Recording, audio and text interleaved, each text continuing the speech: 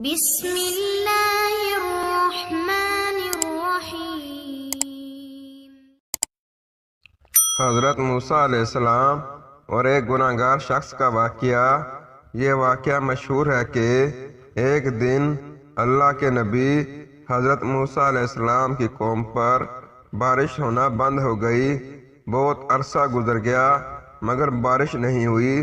حضرت موسیٰ علیہ السلام کی قوم مل کر آپ علیہ السلام کی خدمت میں حاضر ہوئی کہ اے نبی خدا، دعا کیجئے کہ اللہ تعالی ہمیں بارش سے نوازے۔ حضرت موسیٰ علیہ السلام نے دعا کی تو اللہ تعالیٰ نے فرمایا، اے موسیٰ، اس قوم میں ایک شخص ہے، اسے 40 سال ہو گئے ہیں میری نافرمانی کرتے ہوئے۔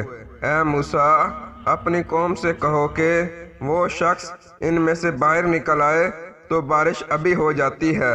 حضرت موسیٰ علیہ السلام نے اپنی قوم سے کہا کہ آپ میں سے کوئی ایک شخص ہے جو 40 سال سے اللہ کی نافرمانی کر رہا ہے، وہ شخص فوراً باہر نکل آئے تو اللہ تعالیٰ بارش برسا دے گا۔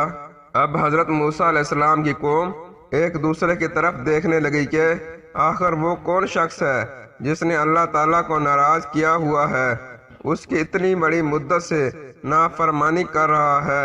اتنے میں ایک شخص جس نے 40 برس سے اللہ تعالیٰ کی نافرمانی کی تھی، اچانک آسمان کی طرف دیکھ کر کہنے لگا، اے پردہ رکھنے والے، 40 سال سے میرے گناہوں کے پردے رکھ رہا ہے، بتا میرے رب، میرے گناہوں سے تیرا کیا نقصان ہوا ہے؟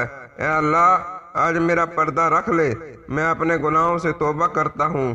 اے میرے پروردگار، اگر آج میں اس قوم سے باہر نکل گیا تو قیامت تک لوگ میری آنے والی نسلوں کو تانے ماریں گی کہ تمہارا دادا پردادا ایسا بدکار انسان تھا۔